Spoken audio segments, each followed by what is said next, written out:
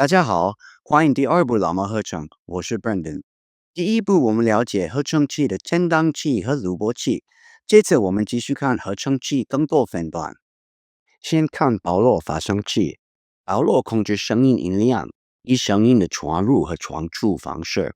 保罗平常有4个参数，这4个缩写 A D S R。A Attack 起音 D Decay 衰变 S Sustain 延迟 R Release 释音。起音是一按下键，声音需要多长时间才达到最大的音量？如果起音是在0的位置，一按下键，声音就会立刻达到最大的音量。如果起音在高的位置，声音就会慢慢变大。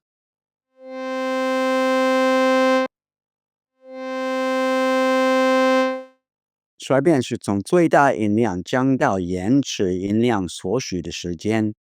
衰变在1/3的位置时，声音会很快从最大音量达到延迟音量。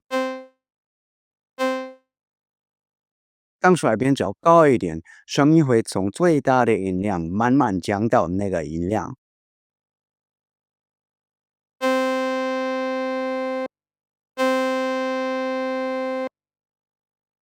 延迟是在衰变之后所保持的音量。起音、衰变和释音都是控制时间的参数，但延迟是控制音量的参数。当延迟数为0时，声音在衰变后会变得无声。延迟设定为1半时，声音在衰变后会维持在1半的音量。当延迟数为最大时，声音会一直保持在最大音量。这时衰变阶段就没有作用了。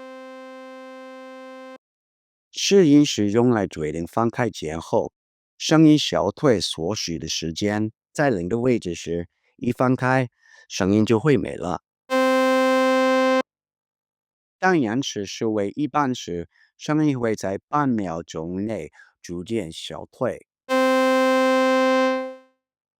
当参数数为最大时，声音会在大约5秒钟后逐渐消失。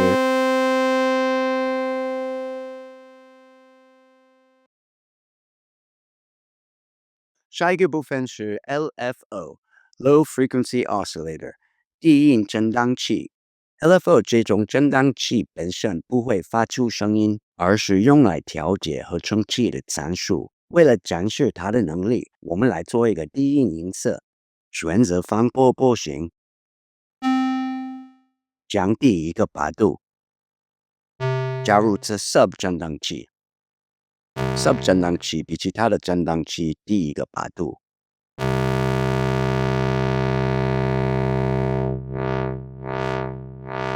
转动滤波器的节制频率旋钮来赋予声音节奏感，手动操作不太方便，所以我们可以使用 LFO 自动控制滤波器的节制频率。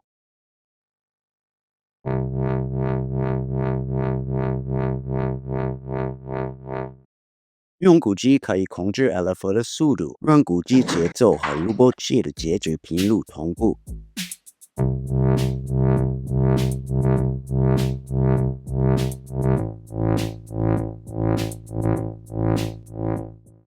我们这次介绍的最后一个部分是数列器。数列器让我们录入音符时间，并且可以与其他的电子乐器同步播放。我键入符和连接线。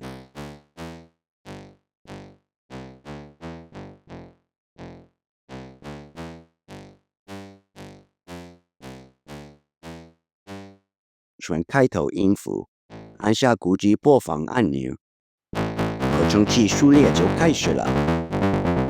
弹入鼓机的声音。